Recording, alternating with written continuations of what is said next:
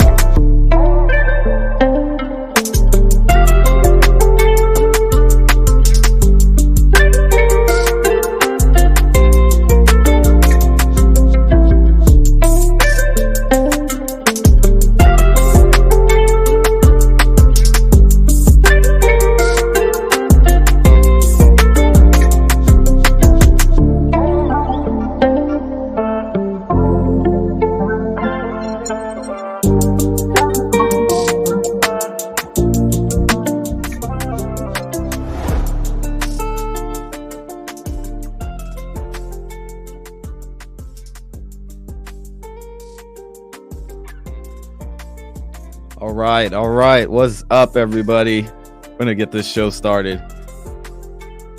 Hopefully everyone can hear me. Hopefully you're all good. Shout out to everybody who's in the chat. Shout out to everybody who's watching. And welcome back to another episode of the Music Industry Convos podcast. I'm your host, Classy Beats. And today, on today's show, we're going to be talking about everything in the music industry, music business, music finance, and of course, your music journey. So I appreciate everyone who's watching. If you guys can hear me, make sure you drop a 1 in the chat. I want to give a couple quick shout outs to everyone who's in here too. We got Easy Money Bags is in the building. Henry Resilient, of course, is over there, the #1 moderator on the Classy Beats YouTube channel. Appreciate you, man. Always over there showing love. Sainted Fish is in here too. He said he's been waiting for this show all day. That's awesome, man. I appreciate it. Thank you for stopping by. Who else we got? King Creole is in here as well. King Creole actually won the show the other night. So in case you guys haven't checked out the Classy Critiques live show, we're live every Monday at 8 p.m. Eastern Standard Time. So make sure you guys check that out as well. Let me get a couple of things out of the way as we start the show. Of course, you guys, as you join the show, make sure you like the video. Of course, we're going to get a lot of value out of today's show. If you can't tell, I'm super excited about this one. I've been, man, ever since I started making content, I dreamed of this day. This is going to sound so corny, but I don't care. I dreamed of this day happening, and yeah, I'm super excited. So if I'm fumbling over my words and stumbling today, you guys know why. But make sure you like the video, and shout out to all the new people joining as well. I appreciate you guys watching. I want to give a quick shout out to the sponsor of today's show, DistroKid. If you guys are not distributing your music, you know I always mention this. You need to do that. It is just a fundamental thing for gaining your success as an artist and can be huge, especially as a producer. So make sure you click the link in the description of this video. You can sign up for DistroKid. It's less than $20 a year, and you can get a discount if you sign up using that code. So make sure you guys go check that out. And then I'm going to stop talking because I'm super excited about our guest today. Man, like I said, this has been a long time coming. For those of you who are just joining or maybe don't know who our guest is, I'm going to introduce him a little bit. I've been following him for years. He has been a staple and, in my opinion, one of the founding fathers of the music producer YouTube. So if you guys haven't checked him out, make sure you check him out. I've got all his links in the description, but I want to go ahead and bring our guy up to the screen. Give me a thumbs up, BusyWorks Beats, if you can hear me okay. I want to make sure we're good. Yeah, we're good to go. All right. So let's bring up our guest. BusyWorks Beats is in the building. What's going on? What's going on? We did no mic checks, no video checks. We just went straight in. We're just getting into it, man. Yeah, it's awesome. Can you hear me clearly? I guess that's the question. Chat, can you guys hear your boy? Yeah, chat. Let us know if you can hear me. But yes, what's up, man? Forgive me, I'm off of like 2 hours of sleep. But you know what? I had to show up because I just respect you and see what you're doing. I said we needed the smile back, and we got it. Yeah. So I appreciate it, man.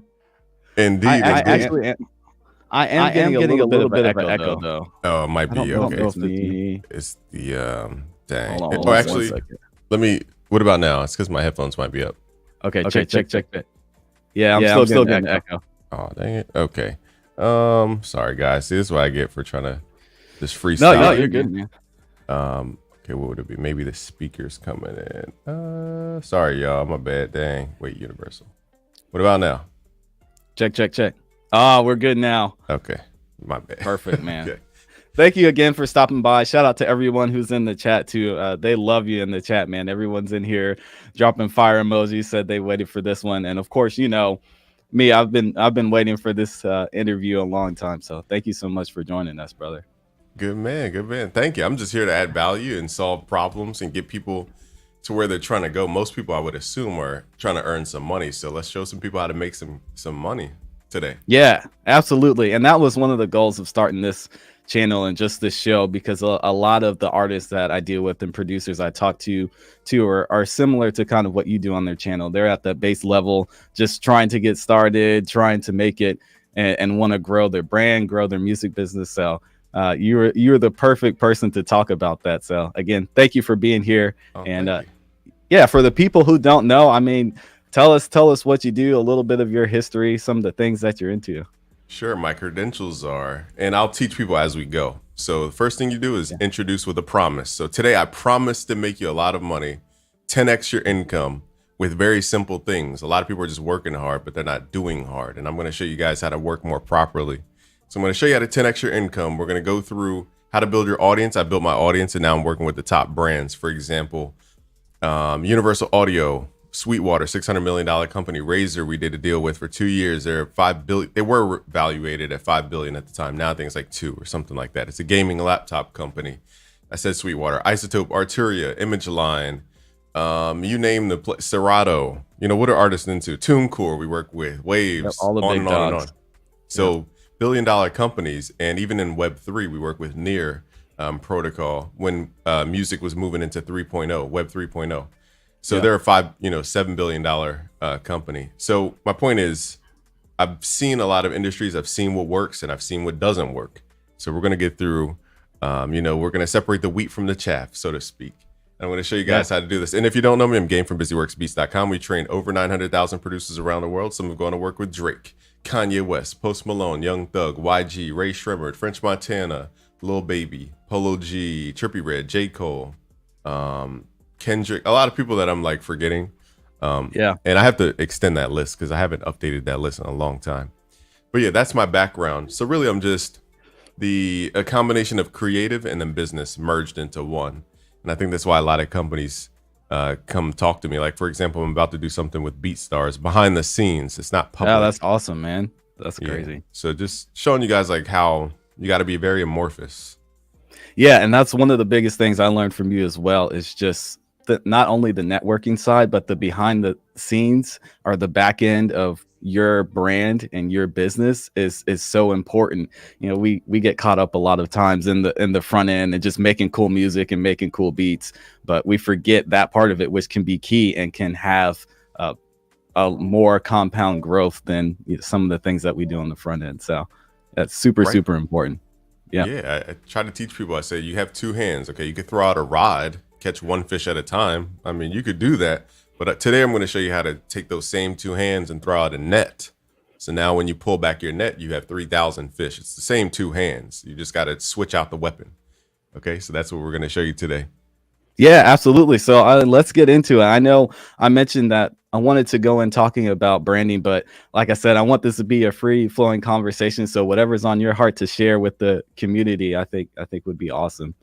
Indeed. I think what will help them is maybe if we speak you as like their voice, like embody them, think of all their problems and frustrations and say, here's what I'm going through. And then we'll guide them through. So for example, I would give you a little prompt, which is, you said you have major artists mostly or producers. Yeah, so on this channel is mainly artists right now, but obviously with you being here, we'll probably have more producers in the room today. Okay, dope. So artists, their frustration is, okay, they don't want to waste hundreds of dollars at the studio. I've done that. I've bought the A room like a dummy, getting the same quality that somebody could have did in the home studio. Hundreds of dollars later. Yeah, and I could have bought a car for the amount of studio time that I bought. And I'm thinking, okay, I did all this recording.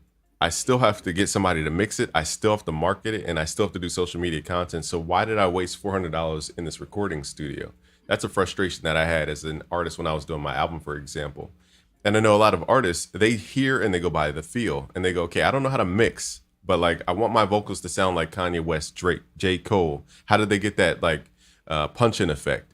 And it's hard as an artist to literally record yourself. My microphone, you can't see it on this angle, but I have a booth like at the back of my room.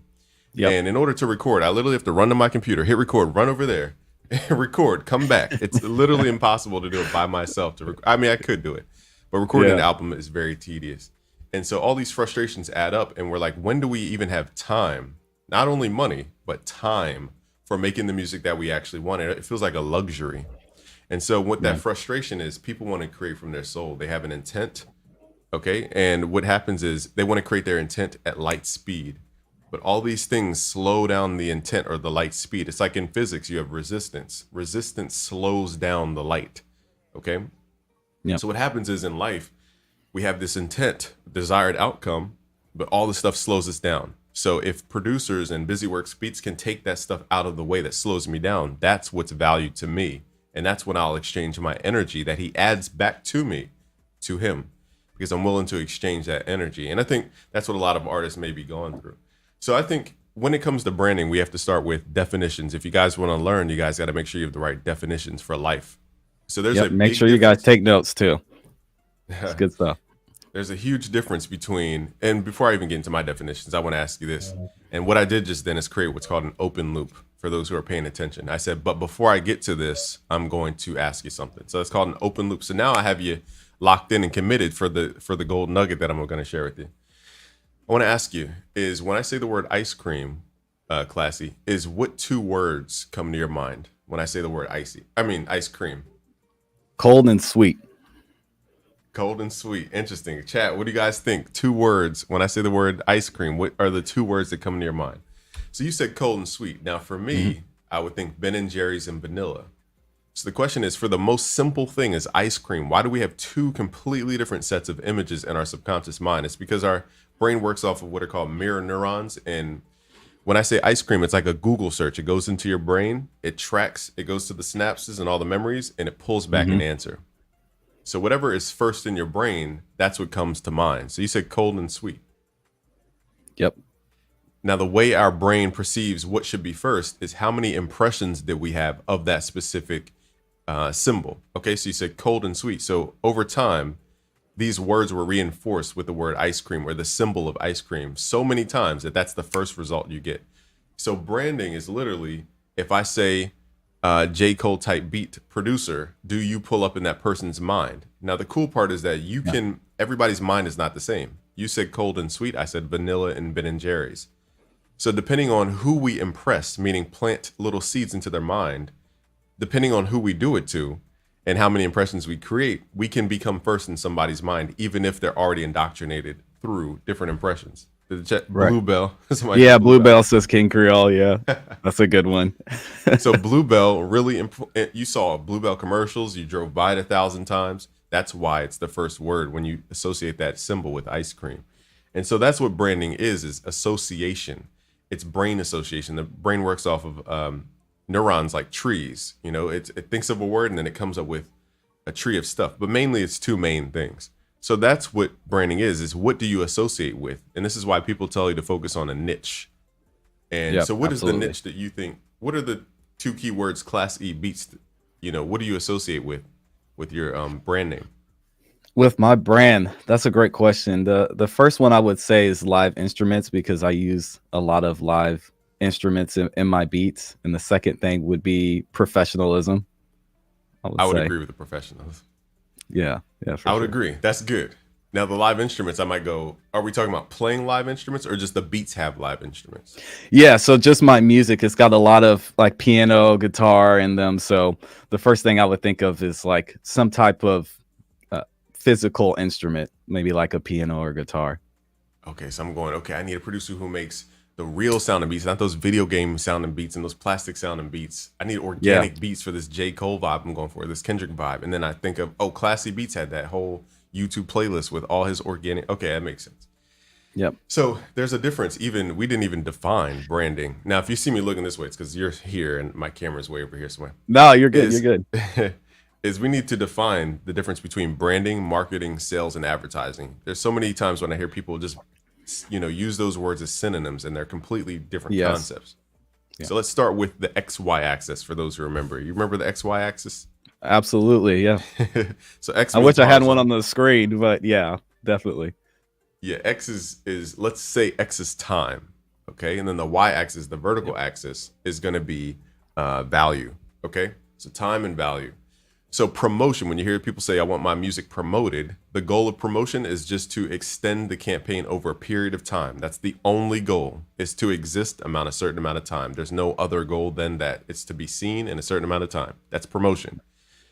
Whereas marketing is when we raise the Y value. The marketing is when we use association, marketing and branding, I'll say, is when we use association to tie your product or your service or your name to the value of something that already exists. Rick Ross, for example, he'll stand next to a Rolls Royce. He'll wear a Rolex. He'll stand next to a jet, a Bentley. It's because his mansion. Yeah. It's because those things, the Rolexes, the Bentleys, the jets, and all these different things, they have what's called social status. It's because they're luxury items and they have social status. So what he does, or what other artists do, is they stand next to, they want to be seen with the thing that people perceive as valuable. The way we humans judge value is off of contrast. We have no idea how to judge value except through contrast and comparing. So when I stand next to a Drake, when I stand next to that Bentley, I'm subconsciously associating that symbol that I'm looking at with the thing that I already understand in my lexicon, or my subconscious lexicon, which our subconscious mind works off of images. So if I have this unknown, I don't know how to value it, and I put it next to a known, which I know has value. Okay, and that's the whole game of marketing, is how do I raise the value of something so that I can sell it for a higher price? That's marketing. So again, promotion is when we just push something over a period of time. Marketing is when we raise the value of that specific thing. advertising, you don't need to get too deep into this because most people here won't advertise. But when you advertise, it's creating what's called a floor for the value. Okay. And then sales is the final, I wish I had an x-axis, but sales is the final slice. Sales is the decision of the buyer to slice and cut the whole process. So sales is boom. Now we created what's called a transaction. So before the transaction happens, when you guys put out stuff, are you increasing the value of your product through perception, through marketing? If the answer is no, then we need to go back and we need to solve some things. And it's going to take time, which is the promotion, to raise the value, because stuff doesn't go from 0 to 100 overnight as far as perceived value, unless it's celebrity. Okay, so we need to make sure we understand the difference. And sales is at the end. So all those things are 4 completely different concepts. Branding is trust building so that people can have the sales process move a lot faster. So I wanted to separate all those words because they're not the same. And branding comes down to, how do we build trust? Now think of the old, I know I'm going deep, but if people don't understand this, they're not going to grow. No, this is great, man. This is exactly why you're here. Because they need to hear it. And I think a lot of this gets lost again with just the music creation part. So yeah, you go where you need to go, man. And shout out to Henry Resilient for dropping the super chat in there too. Appreciate you, man. It's all a little green. I couldn't read it, but shout out to the green. Is so branding, think about, the old, I have a Discover card here. When you see Discover, you just assume trust because they have so many transactions that were fast. They have a lightning network and all these different things. And so I trust them because everybody uses them and they trust them. Okay, it's about trust. Let's make it, since they're more artists, you guys probably watch Scarface or some criminal movies, like Narcos, for example. Okay, yeah. So in Narcos, let's say this is, a brick, I'll just say. Okay, they put the stamp on it, and that's how you got it from Pablo or whoever. I'm just making up a name. That's how you got it from Pablo because it has the scorpion on it. Now, remember, it's the unknown. The unknown is what's inside of this thing. I'm not a chemist. I can't test what's in this brick. I can't go, okay, this is actually pure. This is 97%, whatever. Yeah. I have to just trust the stamp. The stamp is the known. The product is the unknown. Your product, your service, your song, your whatever you offer is unknown. Nobody understands the value before they buy. The stamp, the trust that they have with you and your personality is what they trust. That's the known. So people buy the known when they're introduced with an unknown. So again, going back to branding is if I'm standing next to a Rolex, wearing a Rolex, standing next to a Rolls Royce and a jet, I know that the jet's worth $3 million. I know that Rolls Royce is worth $400,000. I know those things. Those are the constants of the formula.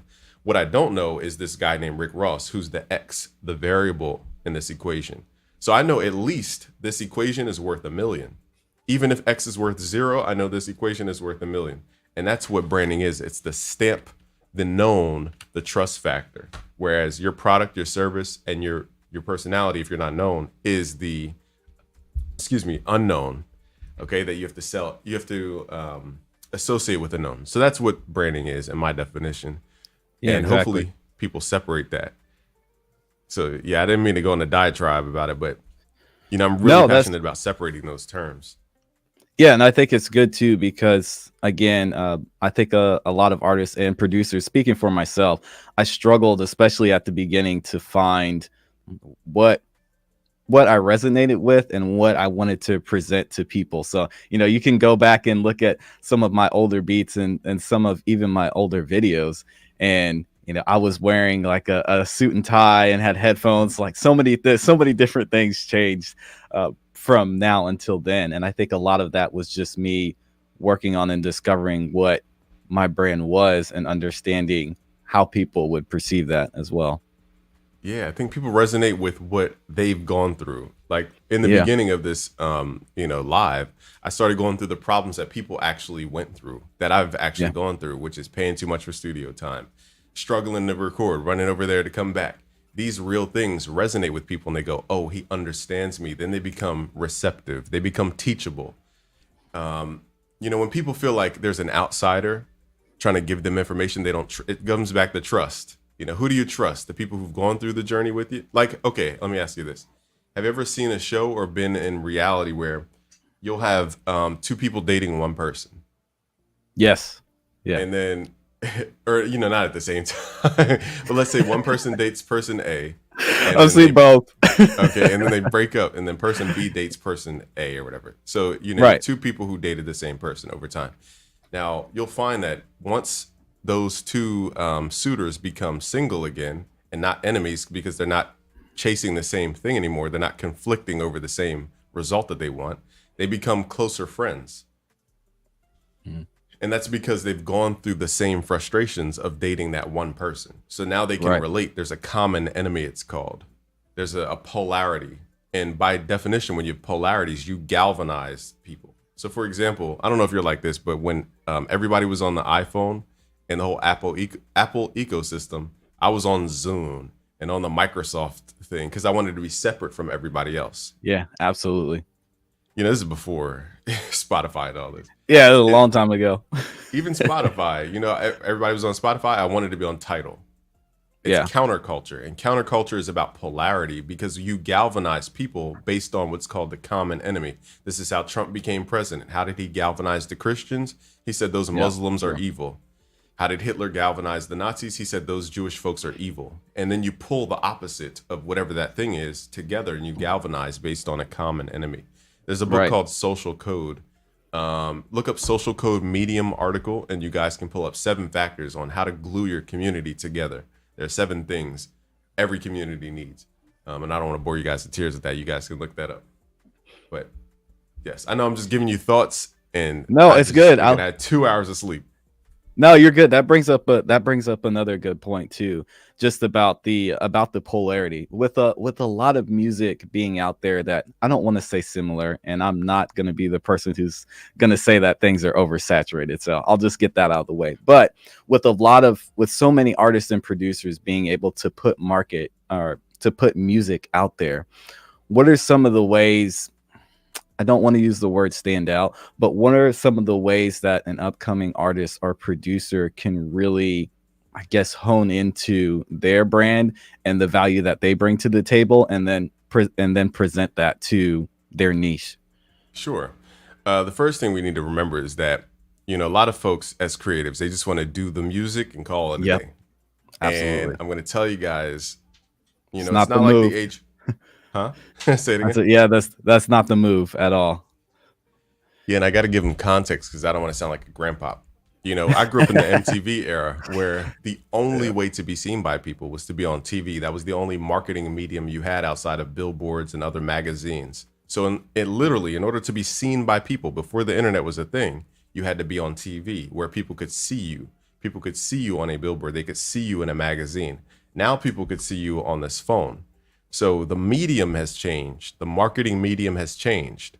However, it does not mean that you need to not do things to be in the hands of these people. So I think we need to get over that myth of just make the music and everything will work out. That's not the case.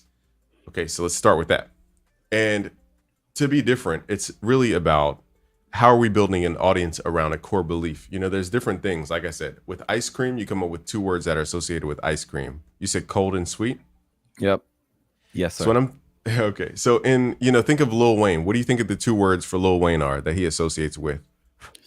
Skateboarding, and I would say a song. I would say Mrs. Officer, just because that was one of my favorite songs by him. Right. I'm glad you picked up on the skateboarding. Is that he tapped into, I'll say a niche or niche, but I don't want to bore you with like Gary Vee words. So he tapped into a niche or a subculture of the greater culture of hip hop. So think of life like a big pyramid. It makes the most sense this way anyway. At the top of the pyramid, you have we're going to start with the United States. You have the United States at the top of the pyramid. Everybody in America is an American. Therefore, you have 300 million people at the top of the pyramid. You go down one rung in the pyramid, you go, okay, now the next level is skin tone. And then the next under that is religion. Okay, we have I said 300 million people in America. So we have, let's make up 100 million Christians in America. Okay, now we go deeper. Okay, now you have sub churches underneath the Christians. You have Protestant, Anglican, I'm forgetting all the words. Lutheran, Catholic, Baptist. Okay, now we say, okay, so that might be smaller than, what did I say, 100 million? So now we're down to 10 million per pocket. Let's go deeper. Okay, now we're talking about regional and different things. So what I'm saying is, Lil Wayne knows that hip hop is at the top of the pyramid. It's too broad. He cannot chase 300 million people, and 300 million people will not like him just by the laws of averages. So that means he needs to knock it down a rung and go, okay, under hip hop, what other things are people interested in? Counterculture. Skateboarding is really about counterculture. If you get to the root of it, it was about rebelling and skating on public grounds that they weren't allowed to skate on. It was about getting outside the house and doing an alternative sport. Okay, so that counterculture is still hip hop, but it's a sub umbrella or a sub category, I'll say, of hip hop. But it has maybe not 200 million fans, but it has 50 million. Okay, but that's still a high part of the pyramid. Now we can go deeper and say, who's a Thrasher fan? I don't even know skateboard brands anymore. Who's a Pharrell fan? Tony Hawk. I don't know. We'll say Tony Hawk or something like that. So the more specific we go, the smaller the number becomes, but the more trust we can build with these people because we have more to relate with, and I can speak with them on a deep level that other people cannot. If I just say, hey, let's talk about hip hop and music, we could talk about Taylor Swift all the way to Benny the Butcher. It's too broad. How do you trust somebody who could there's no identity with that broadness?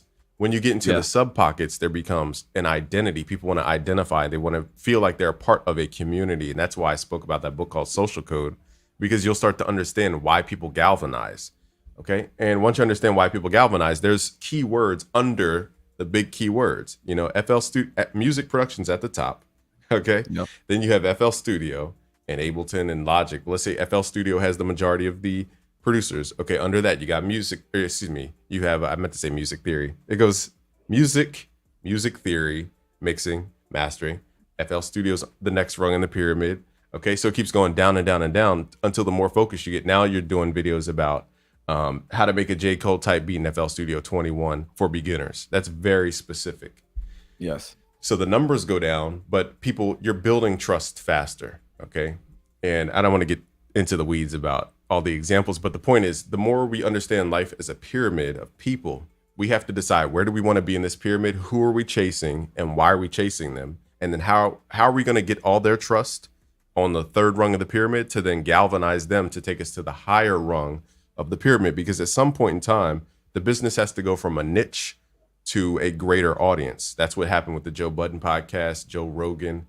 You have to go from microscopic to now talking to the math. If you guys pay attention to my Instagram, for example, I went from FL Studio beginner tutorials on Instagram to then talking about mixing, which is a broader topic, to then talking about the music industry, the dark side of the music industry. Okay. It's because it has a greater reach, because literally more people are into the mysterious conspiracy part of the music industry than it is FL Studio tutorial people. So I'm going up. As I'm trying to expand, I'm going up the pyramid. So the more you think about life like a pyramid, it makes sense as to where you go next, how to grow, and how to galvanize the people. I know that was a lot.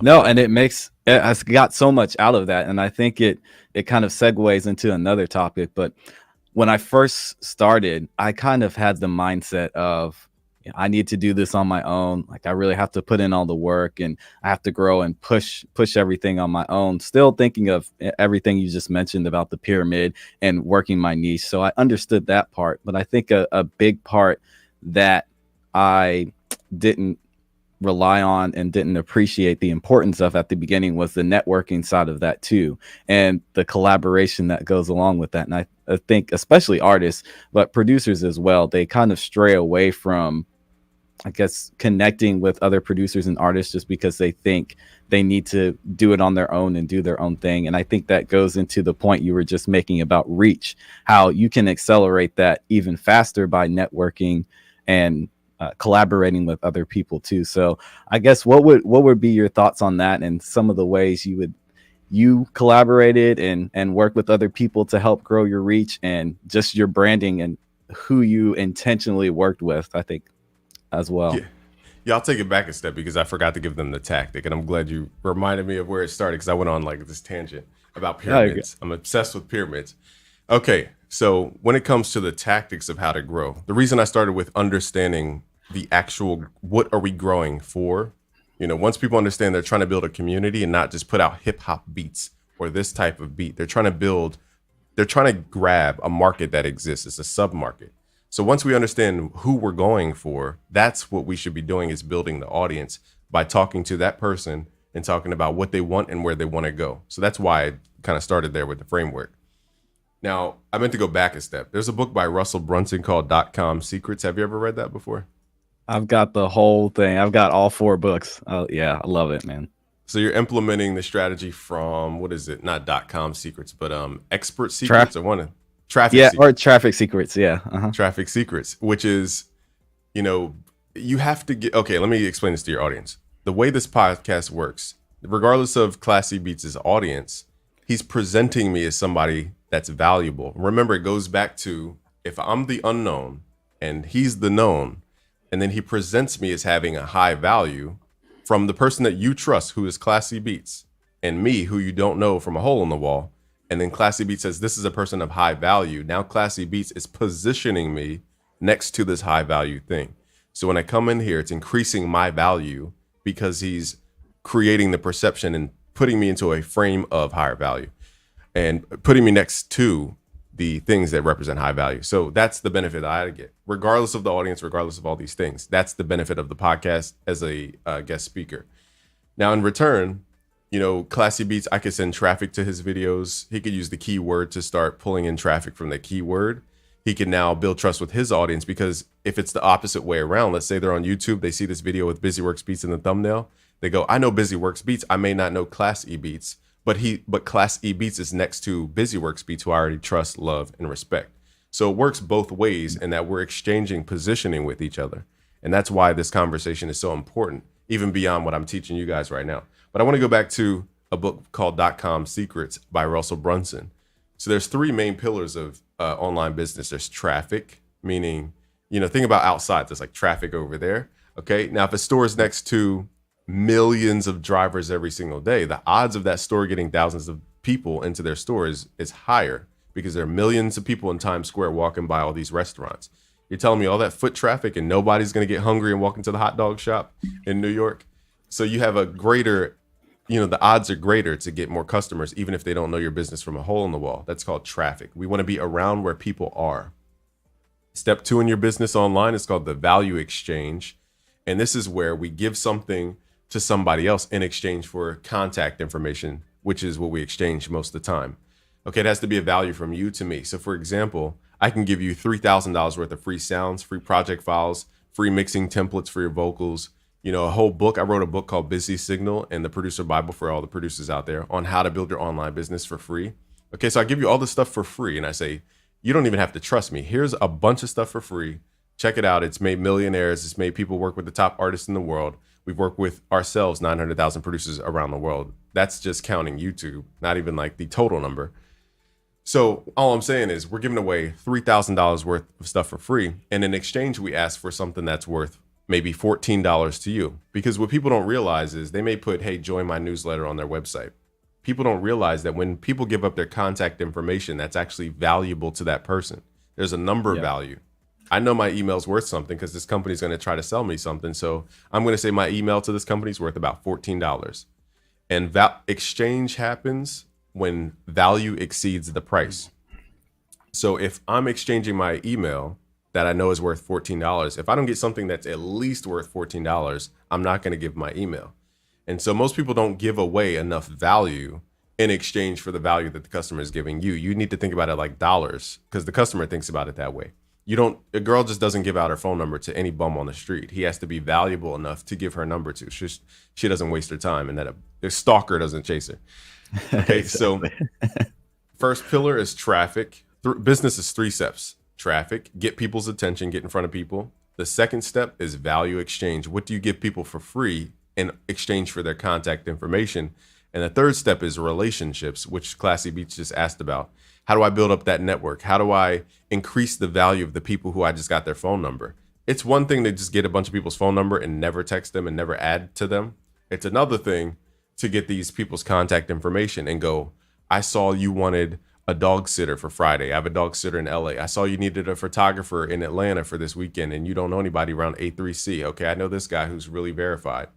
Now I don't have to create the product. I just have to know somebody who has the actual solution. So if somebody says, I'm looking for a graphic designer, I know the world's best one in LA right now, and I'll connect you easily. That's adding value. Most people, when they get somebody's number, they just ask. They're like, how do I send you beats? how do I get something from you? That's the number one way to get X'd out of somebody's phone. I literally the other day just deleted about, I'd say 50 to 100 contacts of people who I just was like, what? They're not valuable. You know, I delete because they don't add anything to me. Yep. Okay. And if somebody doesn't add anything to us, we go, what is their value? They're a liability. And so the moment you add somebody to your contact list, you need to do, here's what I do. I'm gonna give you my secret to networking. Whenever I meet somebody, like Saweetie just followed me, for example. Party Next Door follows me. Yeah, Party Next Door follows me. Kenny Smith from, I want to say TBS or one of them, with Charles Barkley, the sports show. Oh, TNT. Yeah, TNT. I keep saying TBS. TNT. You know, a lot of celebrities have started following me on Instagram because I put out these videos and different things. So instead of me going, hey, how can I send you something in my own self-interest? I go, hey, what are your 3 biggest obstacles? How can I solve those for you? Now, the obstacles are going to change based on who you're trying to talk to. An obstacle for your viewer may be, hey, I don't know how to record my vocals. I don't know how to mix my vocals. I don't know how to do the social media thing and this branding thing. I don't know how to monetize this. Those may be their obstacles, but an obstacle for Saweetie, she has millions from whatever company she signed to. She doesn't need money. That's not what does she need? Right. You know, it's a whole different set of obstacles, and maybe how to create her own Web3 presence, how to create her own website and ecosystem, how to monetize her, you know, subsect of fan. It's a whole different problem set. But again, I don't have to have the solutions. I have to know the person with the solution. Okay. I don't need to know how to code. I need to know the guy who manages all the coders, which I do know for all the plugin people who want to get their plugin made. For example, Decap's Knock. I introduced the development team. Awesome. My best friend Jacob's plugin Scorch, you guys may have seen ads for. You know, I introduced the plugin development team behind that. So I didn't need to know how to code. I just said, these are my friends. They have a problem. I have the solution. I know somebody. That's networking, not adding a bunch of people to a list and just draining them like a vampire. Yeah. Okay. So I just wanted to separate what networking is versus what. So would you want more tactical stuff for your audience? Yeah, you can go. Yeah, you can go into that, and I'll lead it off with another story, even about myself. Just us having this conversation, right? You've been making YouTube videos since 2009. I think I've been watching your videos probably since like 2013, 2014, somewhere around there. And I just followed the channel, showing up for the live stream chats, leaving comments. And, you know, that was the value I could bring at the time, right? And then eventually, as you started going live, you know, with super chat, say, hey, different things here and there, like you said, tactically, that I would implement. And I think it's important for artists to sometimes think outside the box, and producers too, on how they can network in that way. So I'll let you go into the tactical side of things, but I definitely understand it and experience it just in our conversation and where we're at now. Yeah, because here's a big mistake you just reminded me of. I'm working with the company Audis soon. I have some Atom audio speakers back there I need to do a video for. Yeah. And all these companies, awesome. Sweetwater, Arturia, stuff right here, a bunch of company stuff. But a lot of people make the mistake when they're dealing with, you know, like a Saweetie, for example, or somebody who already has money established, they're not motivated by money. So for example, I'm using you as an example just so they understand the nuance, is you were super chatting a lot. You know, I didn't expect a lot. And I want to thank you firstly for super chatting that much. It was man. Yeah, always $100 one time. It was like 5, 10, 20. It was always like somebody appreciating what we were talking about. That's how I could understand that you understood the value that I'm presenting, maybe because you're a business-minded person and you're the one who grasped it in that moment in time. And so you would know the gems that I'm trying to share, whereas other people, it goes over their head and I'm like, they can't understand this. But it showed me that you actually care about where you're trying to go. But what really got me into Classy Beats was seeing you next to Lifestyle Did It. Because that's what I'm saying is, if Classy was the unknown, I know, trust, and love Lifestyle Did It. And I go, I know that kid. He's always, you know, all up in the camera. You know, shout out to Lifestyle Did It. Y'all go check him out if you haven't checked him out too. That's my guy. Yeah, he's always talked about. And, you know, I had trust and respect for Lifestyle Did It. And then I say, okay, who's this person next to Lifestyle Did It? And I go, wow, that's Classy Beats. I've never seen his face before. That's the first thought I had. And then the second thing is I go, okay, now I know his face. And I keep seeing him around social media. Because I saw your avatar as like this, I think you had a beanie on. It was like black. Yeah. Your head was turned. You know, you couldn't really see your face. Yeah, it was the black and white. It's the one that's on my hat. It was this guy right here. Okay. Okay, Yeah, that's yeah, what it yeah. is. Because it was tiny, and I couldn't really make out your face. But then when I saw your face, I'm like, oh, okay, cool. That's classy beats. It like Yeah. made you human, if that makes sense. I don't mean to sound like crazy. No, And it's true.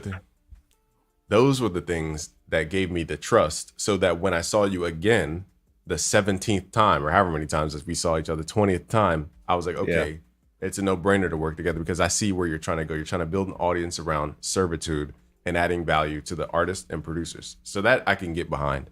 And that it took all those things beforehand, those positioning things before the money thing. I have people asking me, will I promote their kits and talk about their loops, and just no. If the company isn't like $1 billion company, I'm just not wasting my time. But for Class E Beats, Yeah. because he's trying to build the same type of vision I am, doesn't matter if his product sells 200 or 2,000. I'm going to figure out a way to make it seen and known, because that's what I'm trying to build, is that helping culture.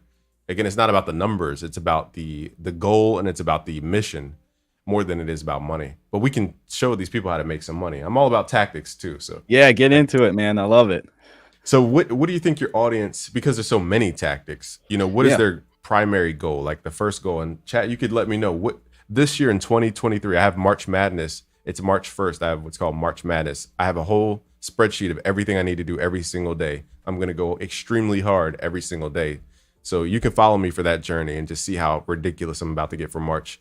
But what are the chat's primary goals for 2023? That way I can give them a real solution that I would give a company for $20,000. For example, UAD, I just gave them a $20,000 solution. Usually they would pay over 10 months of time. So it's not like $20,000 check. It's like 2,000 for 10 months. And now I have BeatStars asking me for certain things as well. So I want to give that much value to these folks.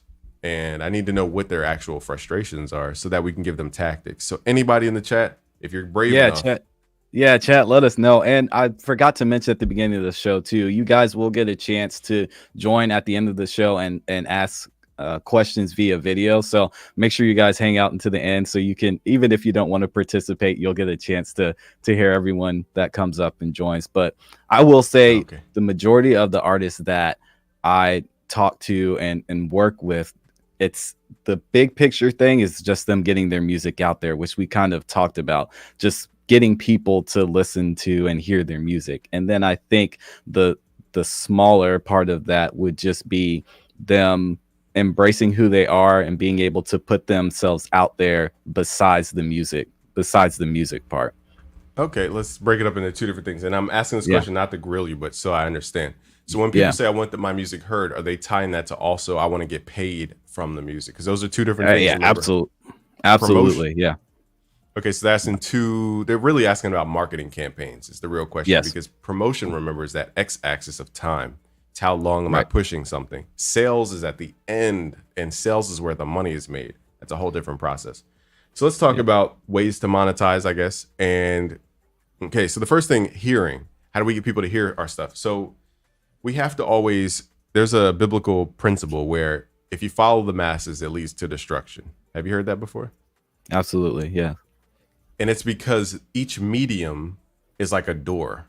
If I have 2 million people going through the same tactic, through the same exact feed, the same, door, it's going to get blocked. There's only so many people that can go through a certain bandwidth per day. And the issue is not that social media is saturated as a whole. It's that imagine a mansion. Imagine Rick Ross's mansion. He has 100 rooms? I don't even 20 know. rooms? It's crazy. It's too much. Okay, so he has 20 rooms, let's say. And everybody's trying to flood through that downstairs bathroom door. When they all have to use the bathroom, so there's a long line. But if they were just smart enough to go, oh, there's an upstairs staircase right here and there's bathrooms upstairs, I'll just go in that bathroom and I don't have to wait in line. That's what we need to change our perception of. There's a toll road and there's a free road. Everybody wants to take the toll road, but they're getting taxed and whacked, every time they go through that toll road. Whereas there's a free road only 5 miles up the way. They just don't know that it exists. So firstly, if we're talking about, now I have to be broad and I have to zoom in, and I have to be broad and I have to zoom in. So again, it starts with the fan base. It starts with who are we trying to attract? If I don't know who I'm trying to attract, this whole equation doesn't work, because we're spreading randomness. There's something called entropy in science, which is random chaos. And you need to bring order to the universe. Okay, so I'm trying not to make it so esoteric. What it comes down to, though, man. Go ahead. is the communities that we're going after. Okay, so again, I'm going to start at the top. Music is at the top of the pyramid. Hip hop is a bigger rung of the pyramid. Then it goes down into sub niches. But remember, it's not just the genre of music that people identify with. They identify with lifestyle things. What are the lifestyle things? Do they play video games? Do they skateboard? Are they into athletics? That's the language you need to speak. For example, if I want to have all these, acronyms and analogies for music production, if I'm explaining compression, I don't know if you saw that video with Curtis King explaining how compression's like I did, yeah. laughing in the back of the car and your mom's just smacking you every time you get too loud. Yeah, I did too. It's funny. See, a lot of people who've gone through that experience can relate. It's not in music production terms, it's in real world terms. And my point is, to speak to your audience that you're trying to attract, you need to speak their language. If you're, for example, I'm going to use women as an example. If you're talking about color balance in Photoshop, you go, okay, to explain it to a woman who's into fashion, you may say, okay, you're not going to wear Prada boots that are shiny with jogger shorts. It just doesn't, the textures don't match. She gets that, but she might not understand color balance. Okay, so my point is, you have to introduce their world of stuff and translate it to how it's similar to your world of stuff. That's how you introduce and attract people to you. Now, online, they're called keywords. If you're talking about online business, you have to focus on certain keywords. So it starts with traffic. Remember, we talked about those 3 pillars. Traffic. Where are people? If you don't know the top 10 websites your people go to every single day, the top 10 influencers, the top 10 keywords they search for every single day, and the top 10 problems that they have, you're already not going in the right direction. So those are the 4 things you need to have. Where do they go every day online? Who do they follow every day online? The top 10. What are their top 10 actual problems? When somebody listens to our music, they're not just listening to music. When I listen to music, I'm going to the gym. But it gets me to go to the gym. I need the music in order to work out. Okay, I don't know the correlation there. Maybe I listen to more up-tempo stuff. Maybe I listen to harder stuff, not like soft R&B, because I'm going to the gym. I don't want soft R&B when I'm trying to bench press 250 pounds. Okay, so I need something like I'm going to war. I need a war energy. Right. So understanding that will understand how to translate better into the audience you're trying to get into. You need to understand the lifestyle. When somebody gets up in the day, what do they do? Where do you fit in their day? And, be realistic. People are not going to listen to your song from the time they wake up to the time they go to sleep unless they're insane.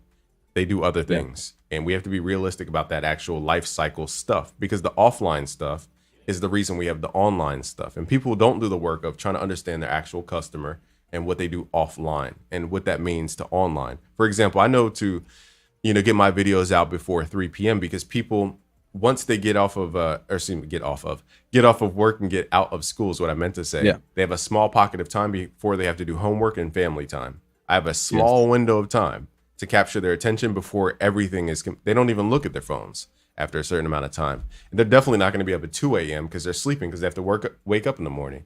If you don't understand the basic life cycle of your customer, you're not going to create the products to even fit into their ecosystem. So that's the first step, understanding the traffic.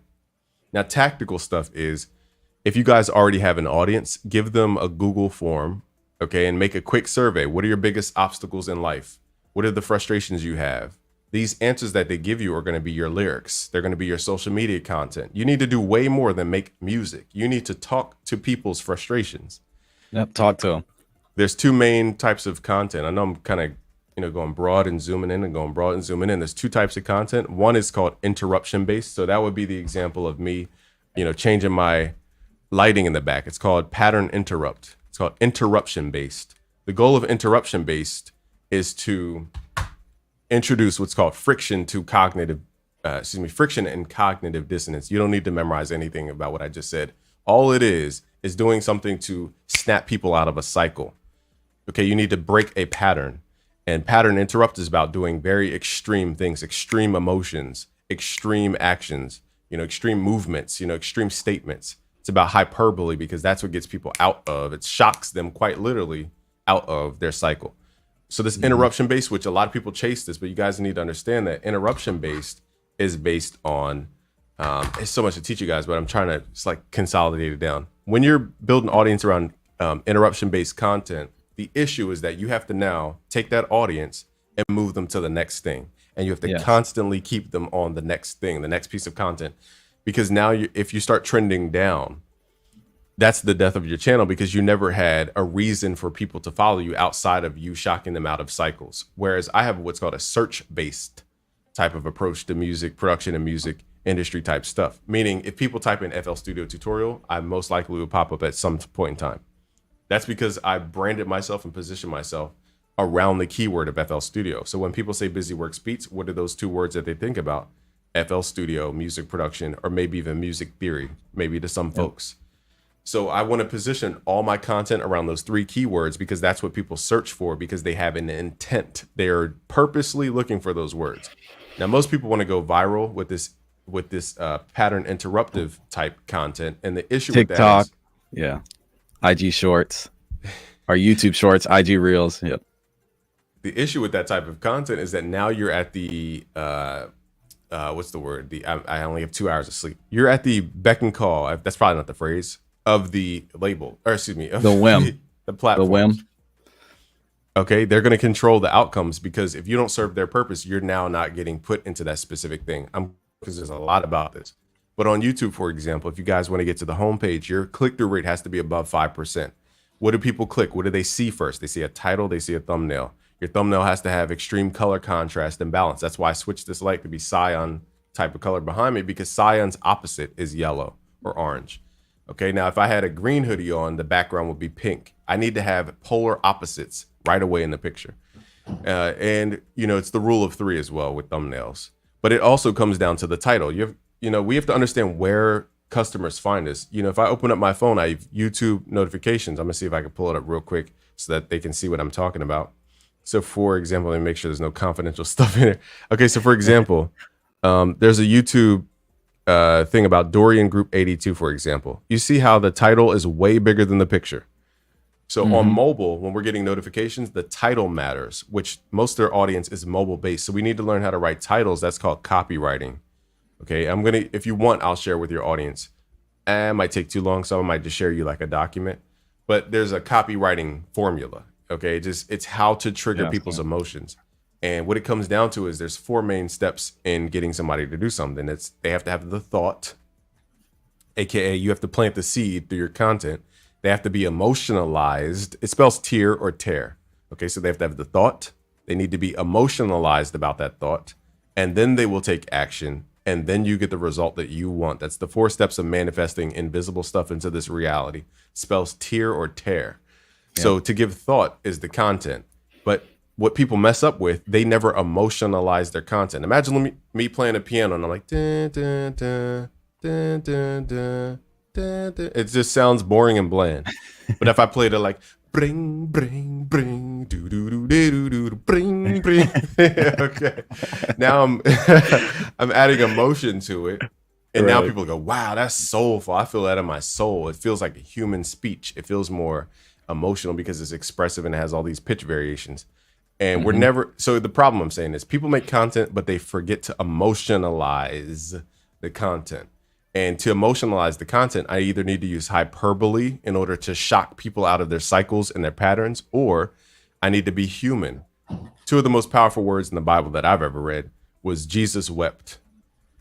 And the reason that's extremely important is because it took a godlike figure, somebody who we think we're not in comparison with, and it humanized a godlike figure. Okay. And how did they do that? Through crying. Okay. Crying is an emotion. Sadness is an emotion that humanizes people. So what do you see do you watch the show called The Bachelor? I have before, but no, not regularly. So right now on ABC, I'm watching The Bachelor with my fiance, and part of like every time they have a date and they sit down and they eat dinner, I swear the producers tell them, tell your saddest story. They just have to be told to tell it. So every dinner you're just watching them in this nice venue. Everything looks sweet and perfect. And, remember, there's another concept called the suspension of disbelief. In movies, for example, why are CGI movies some of the best-selling movies when it's all fake? What do you think? Because they're making it seem real. They're able to show that type of emotion in something that's not actually real. Even when it was Godzilla and he's like moving around like this and chasing people like in stick figure motion, it's about the fact that it never changes that environment. So the reason we love SpongeBob is because he was in a pineapple under the sea over there. I forget how's it? In a pineapple? Yeah, who lives in a pineapple under the sea? Yeah, there we go. He lives in a pineapple under the sea. Who lives in a pineapple under the sea? Okay, it's SpongeBob. And I don't know if you remember the episode, but SpongeBob goes above water one time and turns into like a real sponge. Have you seen that episode? Yes. Oh, absolutely. Yeah. It takes you out of the fantasy because now he's removed outside of the framework or the environment that he should have existed in. Now I'm pulled out of the story. That's called suspension of disbelief. That's called disbelief, pardon me. So in movies, in Hollywood movies, in CGI movies, the reason they sell so much is because they consistently have what's called suspension of disbelief. That's why you may see a lot of women in the dating pool following these guys who are clearly lying and just talking a big game. It's because it's a framework that never changes, no matter the lie. And I'm not going to bash women. It's also about religion. It's a framework that references itself. It's all cohesive within itself. It's a self-sustaining system, and it's all cohesive. Perception. And so my point is, the moment we get outside of that system, that's when we mess up what's called suspension of disbelief. That's what most people do when they're, not a thug rapping about thug stuff. It's a cognitive dissonance. Okay. Right. And I went on a tangent, but I'm going to go back a step. What was I pivoted off of one keyword and I completely forgot where I started from. Oh no. Yeah, you're good. No, you were talking about some of the tactical things that that artists can do when producing this type of content. So you were saying like pattern interruptions, how the different types of contents that you can create. Right. Thank you. Yeah, you're welcome. So, pattern interrupt is about keeping people within, I forgot what I was going with that, but basically there's two main types of content, pattern interrupt and search based. You have to decide where you want to be. I was going on about something dope. Chat, help me out. You're my second brain. Yeah, help us out, chat. And I should have had that in my notes. So I apologize for that. No, it's all good. Yeah, but that's definitely a good point because I watched the MEC episode, and shout out to the MEC too, another dope podcast where they had Katori Walker on there, and he was talking about the video that he made that went viral, and it's kind of him. It was shot with an iPhone. It was something really simple, and it was about him. He was rapping while he was getting arrested by a police officer, and I think this was while everything was going on with the George Floyd situation. Yeah, and I thought that was an interesting take on that too, how he was able to take something like that and use it as a catalyst to get more people towards his brand. So I remember where I left off. I wrote notes, so this time I don't veer off too much. All right. Great marketing is about remixing. Again, it all goes back to what's known, what's unknown. People don't have time for the unknowns to judge what it is, how much it's valued. They go, what do I know and what's associated with what I know? So our thing is the unknown. Our thing needs to guide people to a desired outcome. For example, if I'm listening to a song, I needed to have certain sonic texture, certain hardness, certain drums, certain, keys, and certain lyric content for me to go hard at the gym, because that's what I'm listening to it for, is to get pumped to go to war gym. That's my desired outcome, to bench 250. So I need something that's super hard. It's actually hard to find hard songs. Funny enough, because everybody wants to make this smooth melodic stuff. I'm like, I don't want to listen to this, okay, while I'm at the gym. So I have a desired outcome as a buyer, and I go, what is getting me to that desired outcome? That's the value that you're creating as an artist, whether it's content or whether it's your song. Now, the song is just a form of content or value. It's not the only value that people receive. But great marketing is about remixing. It goes back to that basic concept. If I don't know something, it needs to be next to something that I know, or else I'm going to pass by because I don't have the time to judge if it's good or not. Now, going back to what I left off at is tear or tier, which is what emotionalizes people into buying and supporting us and following us.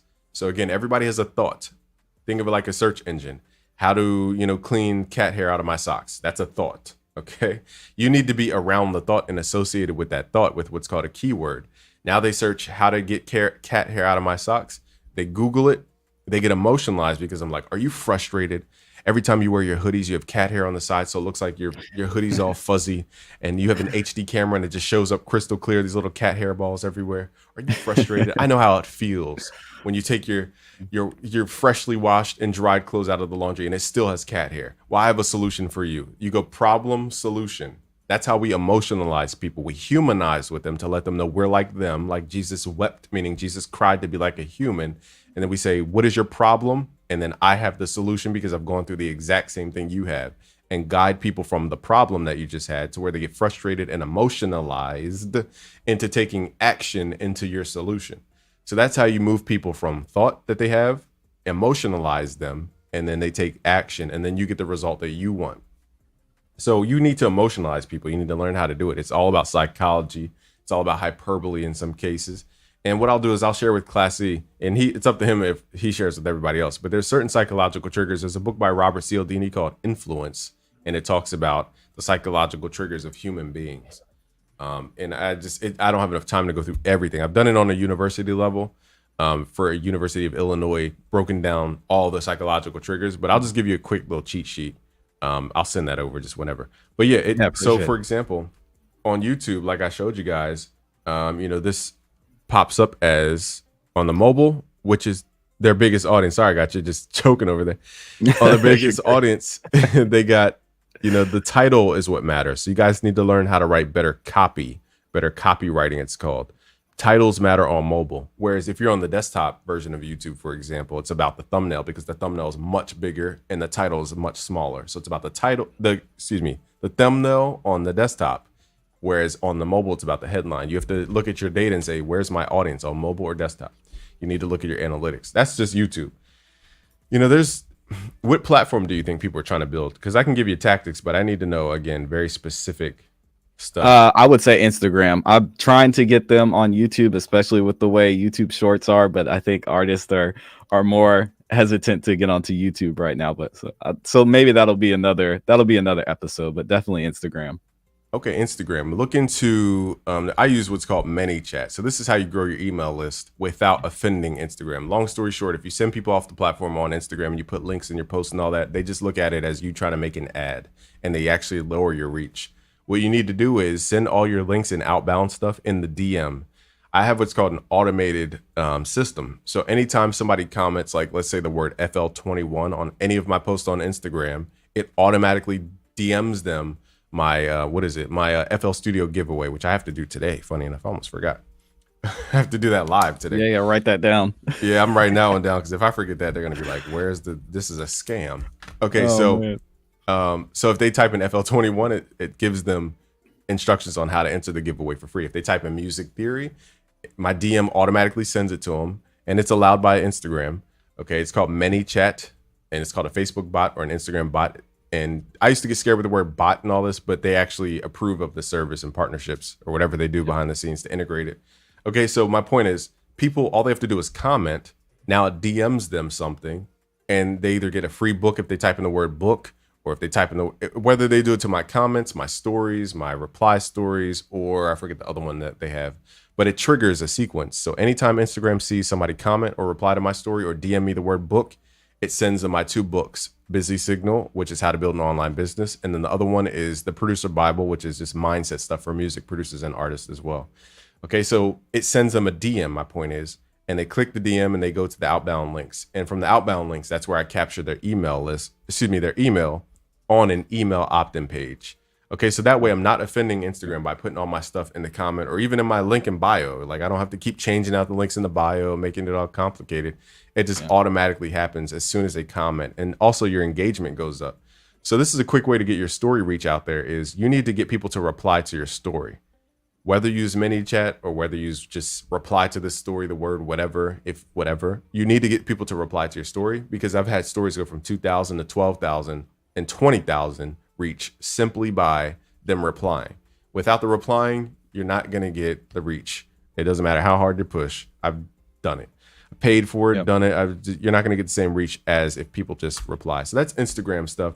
I think what a lot of people try to do, though, with Instagram is DM people that are way out of their league as far as networking. Absolutely. Yes. So that's why I'm trying to teach people how to build an audience first. The audience is your greatest lever point.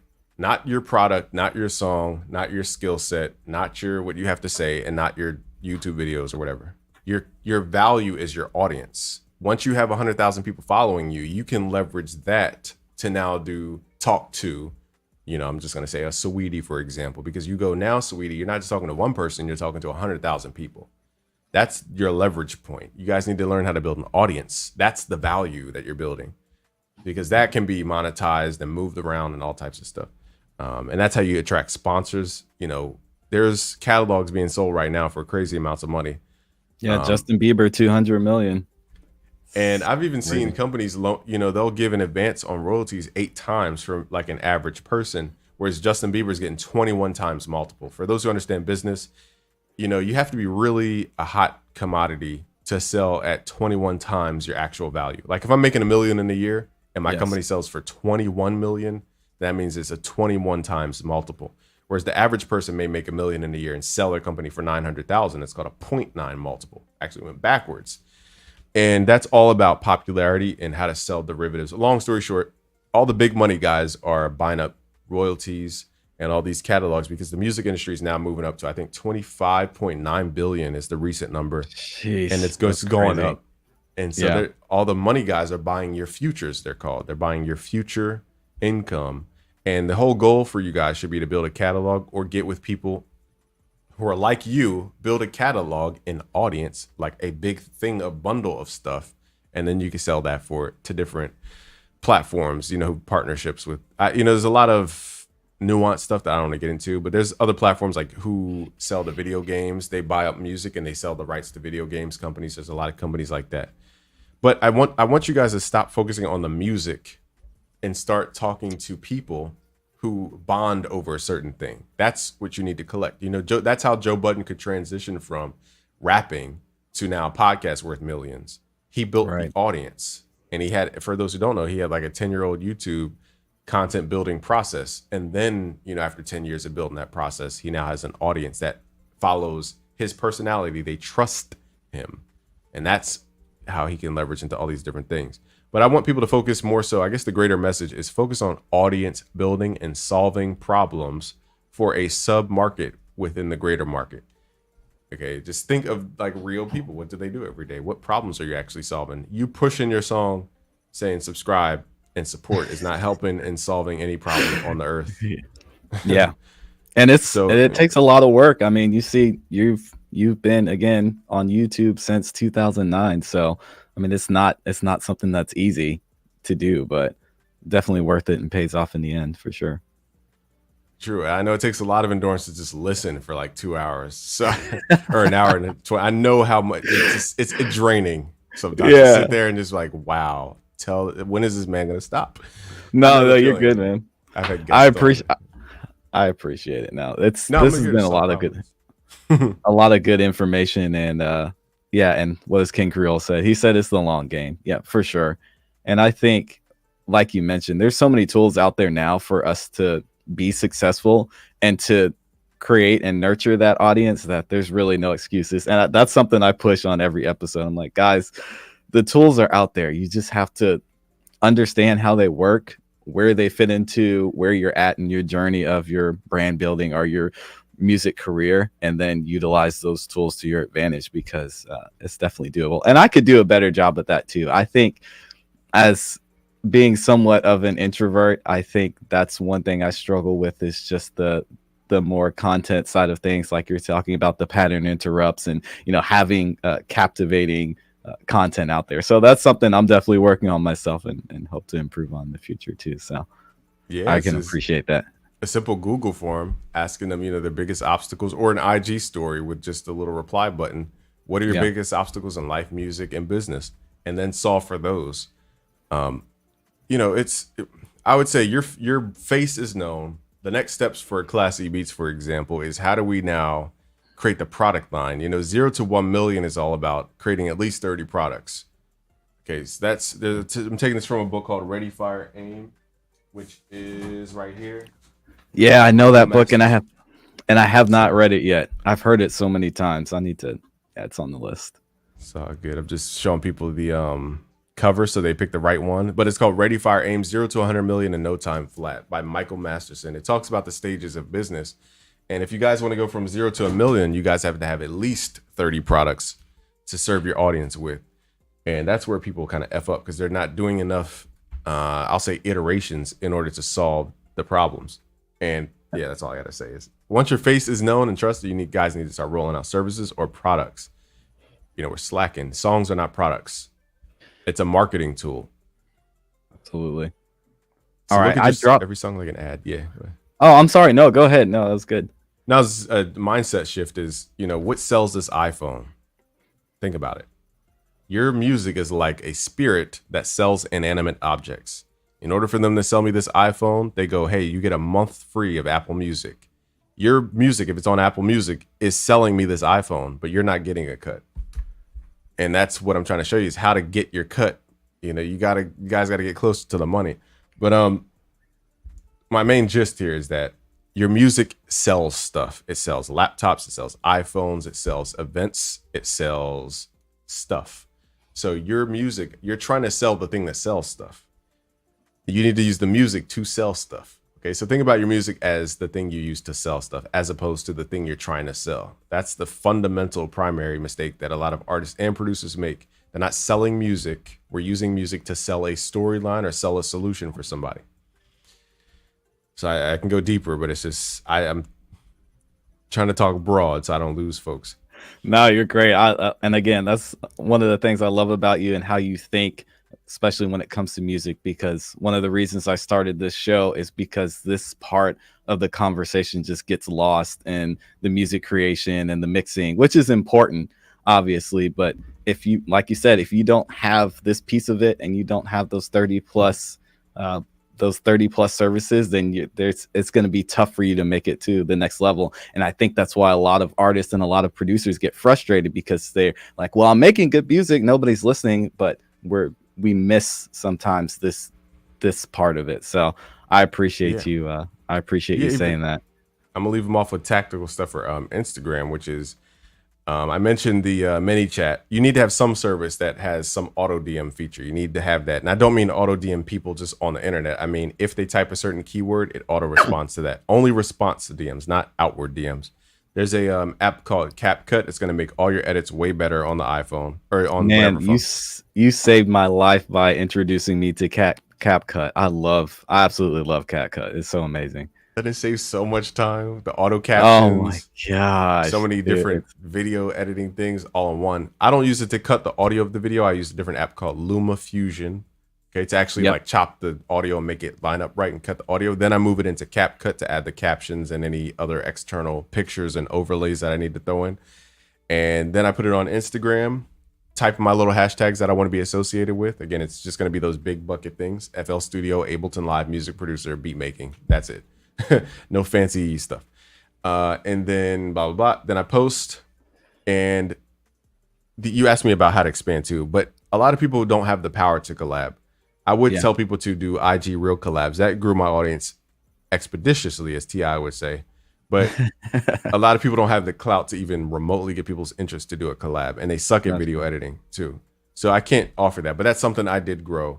Because again, if I'm fishing with two hands, that's me trying to throw out content every day to my own audience. What if I throw out a net?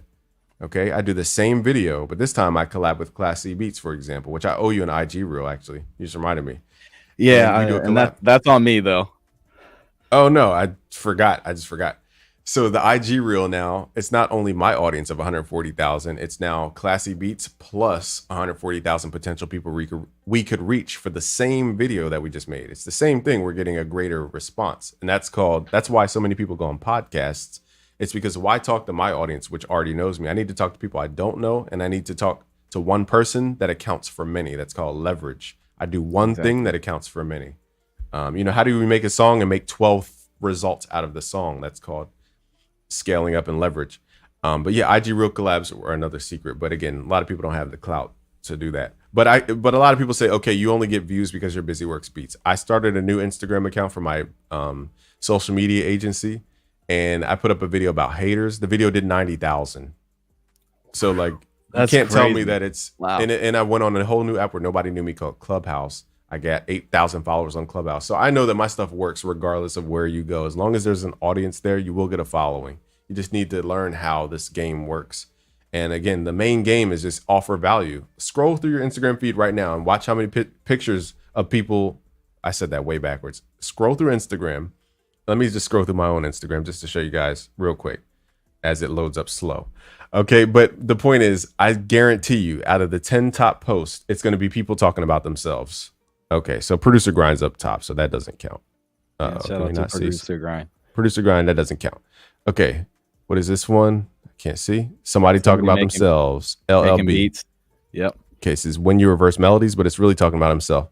Rants talking about himself and 1500 nothing. Another thing talking about themselves. You know, it's all about themselves. Selfie.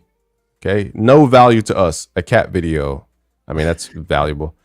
You know, him talking about his child, which is funny, but it's really about his love for his child. So a lot of this content is not about the audience, it's about themselves.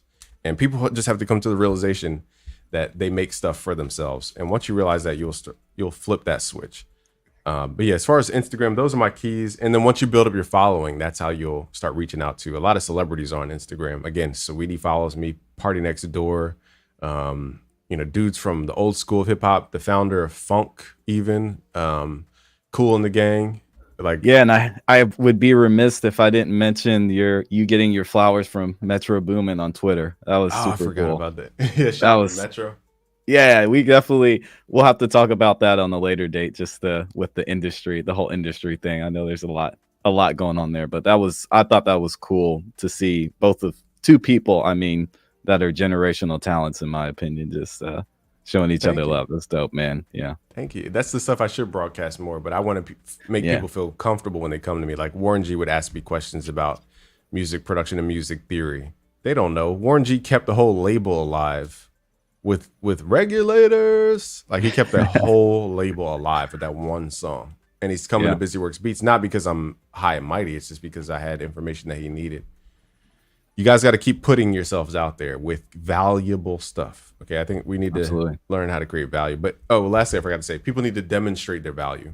I could have a product like sound packs that I have at busyworksbeats.com. If you have sound designers or vocalists who want to make vocal packs, whatever in your audience, I'm expanding into my sound products, for example.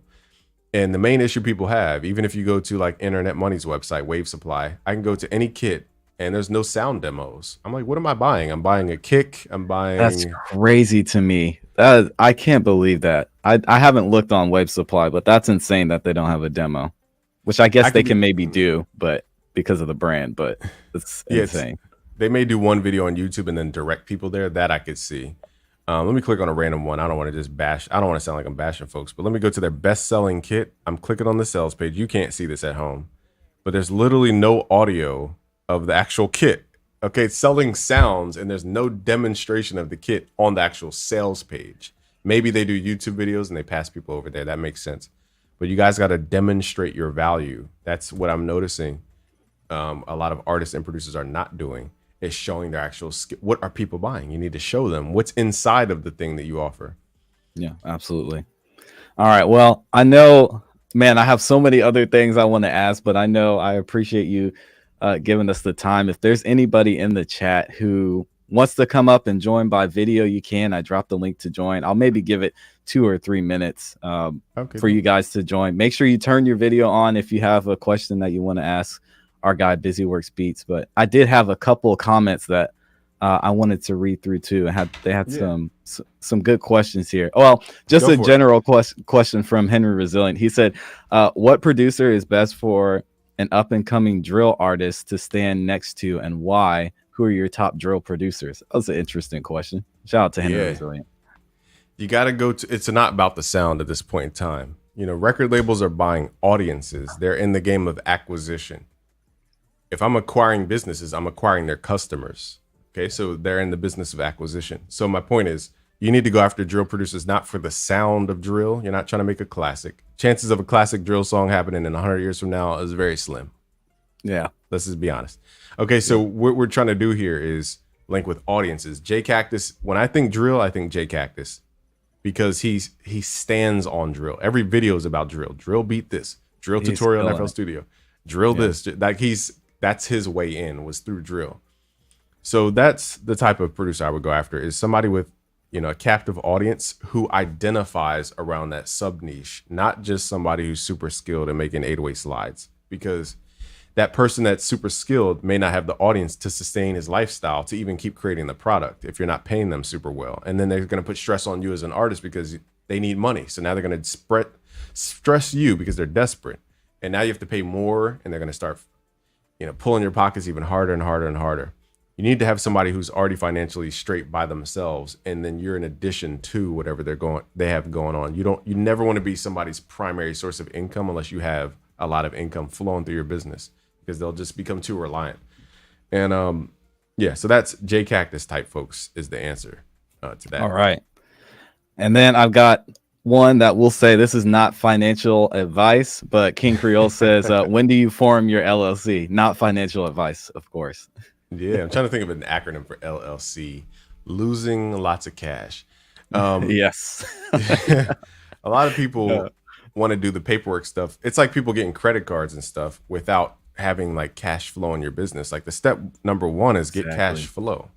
I have a lot of credit cards right here. You said money in. Yeah, let me see how much I can show y'all. I mean, I have 12 cards right here. I'm not going to show the whole pile. The reason, so what I'm saying, it writes down. So, you know, what I'm saying is putting the cart before the horses, they say. Like business credit means nothing. Never, first of all, I want to warn people, never in your life, ever use credit, ever. And I don't mean credit like credit card to pay off the balance. I mean, don't get in the habit of putting stuff on the credit card, because what you'll do is you'll think, oh, okay.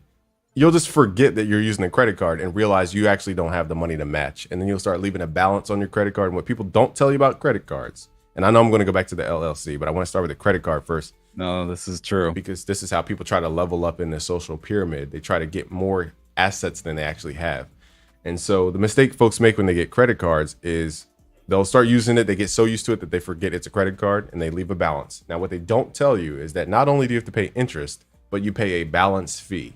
So, for example, if you carry $100,000 credit balance, you will actually have to pay $2,000 to $3,000 every single month just because you have the balance. That's on top of the actual $100,000 balance. So that's what they don't tell you about credit cards, and that's why they suck. So do not use your credit card as a way to build a balance. I swear on every God in the universe that you believe in, never, ever, ever, ever, ever, ever. Forever. And here's a game called Cash Flow. I'm gonna give them an actual tactic.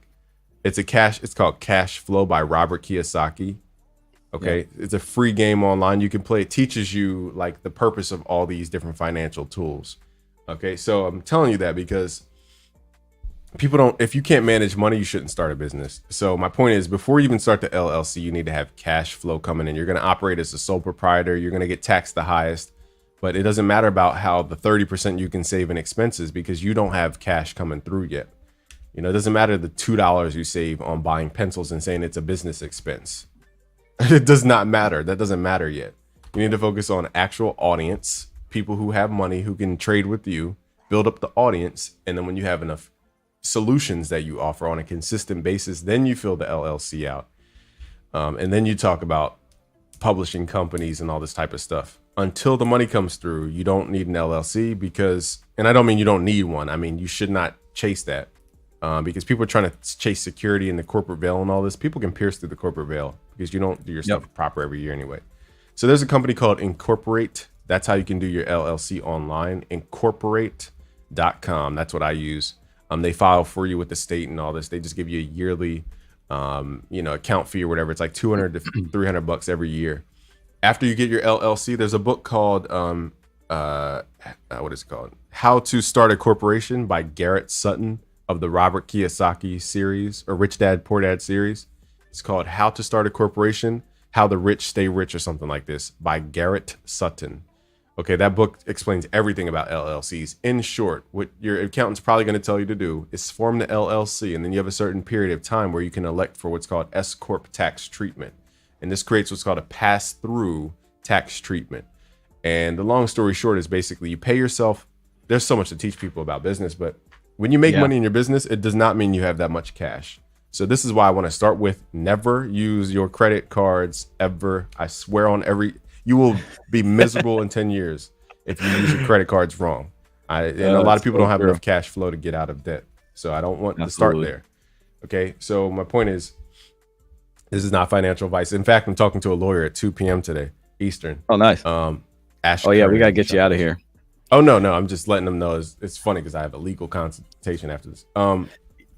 Yeah, I What was- tweeted at the beginning of the year. I said my focus this year is money in, which is every year, but that is just the biggest thing because, like you're saying, we get so caught up in acquiring the maybe asset or even liability first before we focus on paying ourselves or funding our business. So that's definitely a big focus for me. Yeah, I want people to know the reality so they stop living a higher lifestyle than what they've actually earned. I'll be short.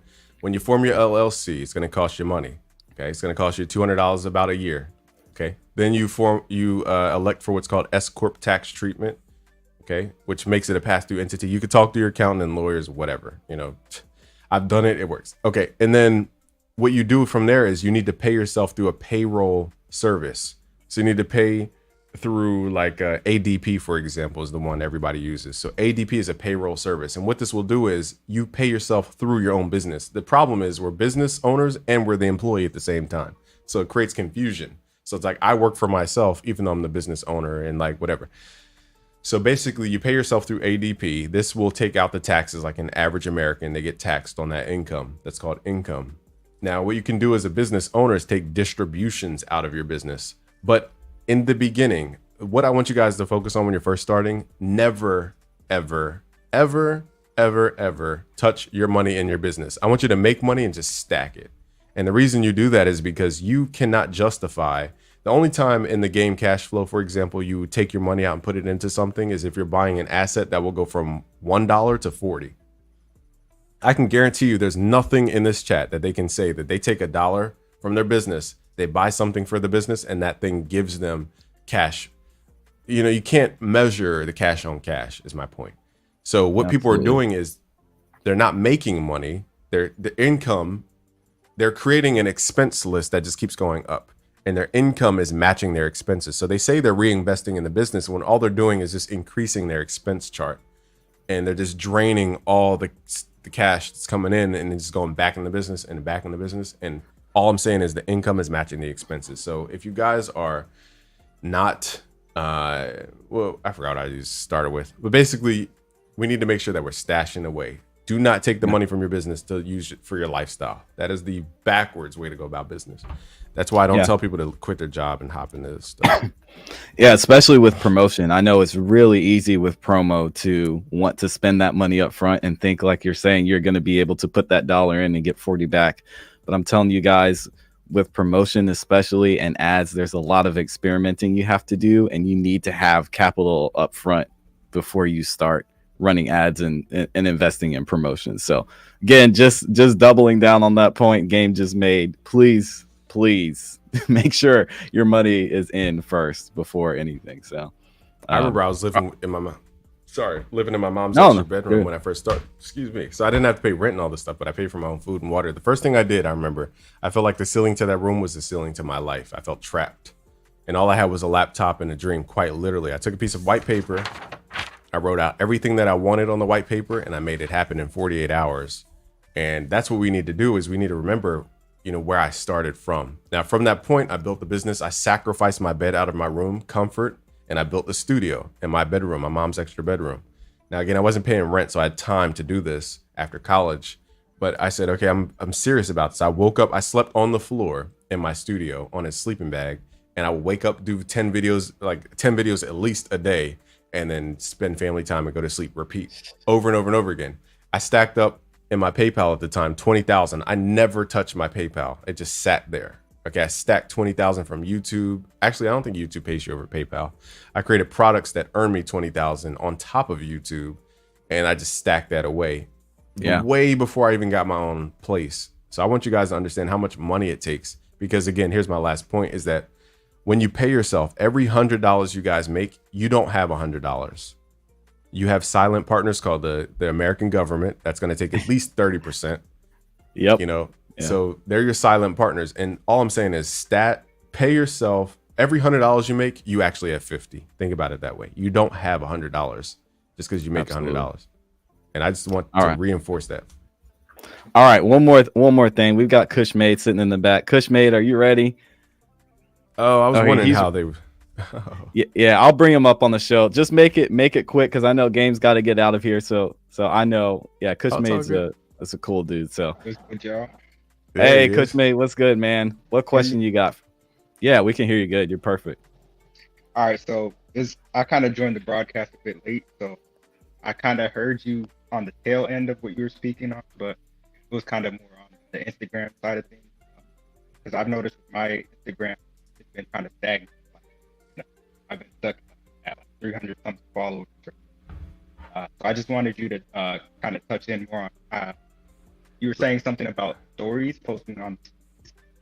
Let me see. What's your handle? I'm gonna pull it up real quick, and I'm gonna give you a quick 10 bullet points you could do. So it's Kush.made. Kush.made. Okay, Kush.made. Okay. So what I was saying is we need to have, I use what's called ManyChat. It's a service called ManyChat. And basically, anytime somebody comments a certain keyword, I have it set up to where it automatically DMs. You guys can try this at home. Like type on any post of BusyWorks Beats, the word book. It will send you 2 of my books for free right to your DM instantly. So what I'm saying is Instagram penalizes anytime we send people off the platform using our posts and our bio links. Even people don't know that. And our click the story links, all that sending people away from Instagram is actually frustrating Instagram. Their goal is to keep people there. And so the way we send people off is through the DM. Oh, thank you for pulling it up. So the way we send people off the platform is to the DM. And all I'm saying is you're probably not at the stage where you need to use this, but mine costs $95 a month. So I know not everybody's there, but it's called ManyChat. And I have an automated system is what I was talking about. As far as when people comment certain things, it DMs them. So on your page, one is we got to work on content. You need to make it a rule. Let's say you want to make 2,000 views a month, for example. I need to break down my goal with my accuracy. Okay, so I'm going to kind of quickly talk about this, but I'm going on your reels and you have about, what's 96 plus 193? That's about 280. So you have 280 views per your 2 posts. That means you average about 140 views per post so far. It will increase over time. So all I have to do is say, okay, how many views do I want in a month? Let's say I want 20,000 views in a month. I have to now divide 20,000 by, 140? I need 142 videos in the month. Now I divide 142 by 30. I need to do at least 5 videos a day in order to reach my target of 20,000 views per month until every video starts to earn more and more views per video. So your target now is 5 videos a day. You have two reels right now. So we need to up your productivity. And not only the productivity, but what hashtag are we using to attract people? Beat making Detroit. Okay, you're using the right hashtags. So it's just a matter of you producing 5 videos a day. That's your target right now. Now let me look at your other systems. Also, we got to work on getting CapCut. I don't know if you heard that part of the chat, but get this app called CapCut. It's completely free. You can add captions to your videos and make it just more modern looking. And you got to work on the thumbnail capture, because if I come to your page and all I see is black and like darkness, it doesn't look like there's a thing that I'm coming here for. It just looks like a dump of stuff. Okay, so that's where you need to start. 5 videos a day on Instagram, reels, I mean. And you could repost those reels. If you keep them under 1 minute, you could post that to your YouTube page. You could post that to TikTok, Twitter, I almost said Titter, Twitter, and you can post it to Facebook as well. So as long as you have it under 1 minute, you can post to all the platforms and they'll all have the captions in it from CapCut. So that's how you would get your 5 videos per day going. And then let me see who else follows you. Really, you just need to produce more. That's it. And also change your, I would recommend, it's not mandatory, but just showing people that you're you. You know, I used to put up other images I used to put Kanye as like my, what do you call it? Avatar.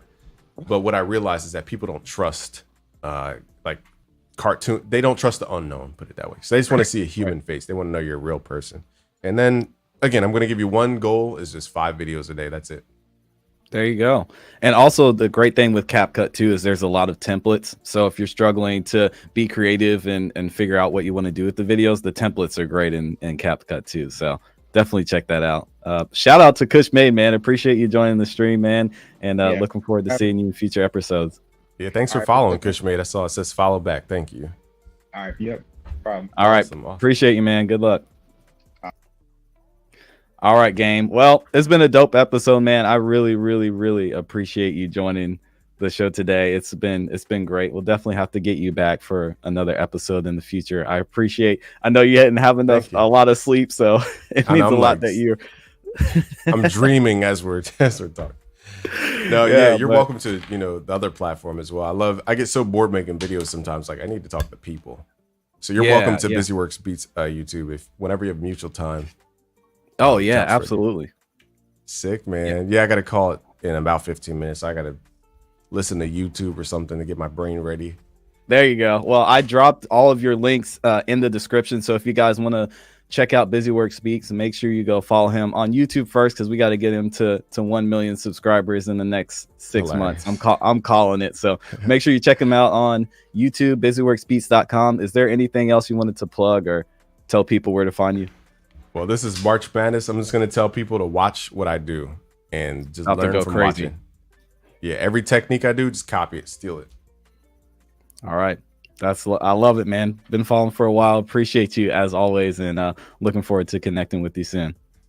There it is. Thank you. I'll catch up with you soon enough. Peace. Thanks, brother. All right. So it's been another great episode in the books. Shout out to everybody who was in the chat. I mean, this has been an amazing show, one that I've dreamed of for a while. So this has been super great. I'm still kind of can't believe that I was able to get BusyWorks Beats on the show, and really he reached out to me and said I'd love to join the show. So it means a lot for him to do that, come here and give some great advice and show support. So make sure, if you guys didn't check the description, make sure you go there and follow BusyWorks Beats. Again, he's going crazy on YouTube. It's been one of the monumental creators in the producer community, and also has great tips and advice for artists too. So if you haven't checked them out, make sure you do that. We're going to be back here next Wednesday at 12 p.m. Eastern Standard Time. So if you're not subscribed, make sure you check out the Music Industry Convos YouTube channel, and you can find us on Spotify as well. And of course, you can check out me and all my beats on classybeats.com. If you haven't joined, or if you're an artist or a producer and you haven't checked out the Classy Critique Show, make sure you join us. It's a great time. We give away some cash, listen to artists' music and beats by producers too. So go over to the Classy Beats YouTube channel and make sure you join us every Monday and Friday at 8 p.m. Eastern Standard Time. I'm going to go ahead and let you guys get out of here. I appreciate you, and I'll see you over on the next episode. Hope you have a great day. Peace.